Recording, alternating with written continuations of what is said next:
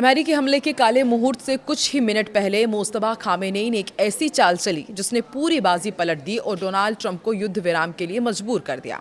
जहां international media Mustafa को के कोमा या बेहोशी की हालत में होने की खबरें चला रहा था, वहीं पर्दे के पीछे मुस्तफा ने गुप्त रूप से अपने दूतों के जरिए सीधे आदेश जारी कर ईरानी डेलीगेशन को डील की ओर मोड़ दिया।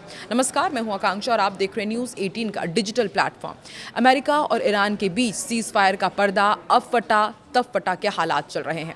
दोनों पक्ष जिस तरह जिद पर अड़े हुए हैं, उससे जाहिर है कि ये सीज फायर लागू करना कितना मुश्किल रहा होगा।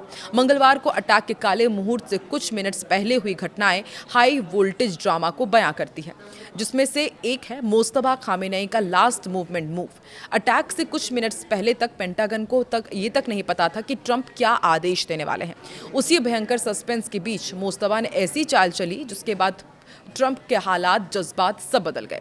उससे पहले तक खबरें आ रही थी कि मुस्तफा बेहोशी की हालत में हैं और कोई फैसला नहीं ले पा रहे हैं। अमेरिका और ईरान में चल रही थी अटैक की तैयारी, जब ट्रंप सार्वजनिक रूप से ईरान को पूरी तरह मिटा देने की धमकी दे रहे थे। ठीक उसी समय पर्दे के पीछे कुछ और ही चल रहा था। ये मामला किसी फिल्म की स्क्रिप्ट जैसा ही है, जहां आखिरी मिनटों में बाजी पलट गई। अमेरिकी सेना ईरान के खास ठिकानों पर बड़े हमले की पूरी तैयारी कर चुकी थी।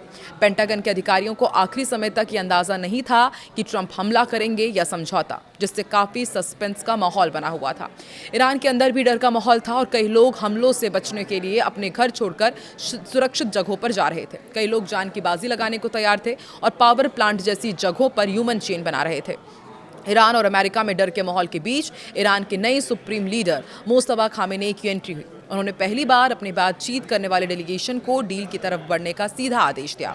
इजराइल ने अपनी जान का खतरा होने के कारण खामेनेई गुप्त तरीके से इजराइल से अपनी जान का खतरा होने के कारण खामेनेई गुप्त तरीके से चिट्ठियों और दूतों के जरिए संदेश भेजकर इस पूरी प्रक्रिया पर नजर रख रहे थे।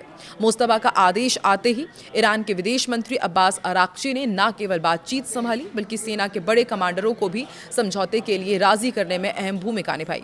बता दें कि पिछले कुछ दिनों से अंतर्राष्ट्रीय मीडिया में ये चर्चा जोरों पर थी कि मुस्तफा खामेनेई कोमा या फिर बेहोशी की हालत में है और उनकी जगह कौन लेगा। इसे लेकर ईरान में भारी उथल पुथल मची थी। चीन, तुर्की और पाकिस्तान ने क्या किया, ये भी आपको बता दें कि पाकिस्तान के प्रधानमंत्री शहबाज शरीफ ने इस समझौते की शर्तों को सार्वजनिक किया और दोनों पक्षों से इसे मानने की अपील की। अमेरिकी दूत स्टीव विटकॉफ और ईरानी अधिकारियों के बीच कड़ियाँ जोड़ने के लिए पाकिस्तान, तुर्की और मिस्र के विदेश मंत्रियों ने दिन रात एक कर दिया। चीन ने भी ईरान को सलाह दी थी कि वो इस संकट से बाहर निकलने का रास्ता खोजे, क्योंकि युद्ध किसी के हक में नहीं है। आखिरकार अटैक से सिर्फ कुछ मिनट्स की दूरी पर जाकर सीज फायर का ऐलान हो गया। क्या ये 2 हफ्ते की शांति आगे भी बनी रहेगी? सबसे बड़ा सवाल इस वक्त यही है।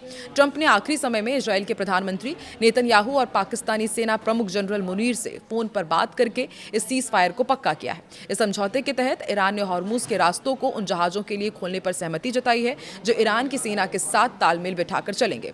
आने वाले शुक्रवार को पाकिस्तान में एक और बड़ी बैठक होनी है, जिसका नेतृत्व अमेरिकी उपराष्ट्रपति जेडी वेंस करेंगे, जहां भविष्य की राह तय की जाएगी। आपको क्या लगता है कि क्या यहां से वाकई भविष्य में कुछ बातचीत निकलेगी या फिर एक बार फिर से हमें जंग के हालात देखने मिलेंगे मिडिल ईस्ट को? कमेंट सेक्शन पर अपनी राय जरूर दें।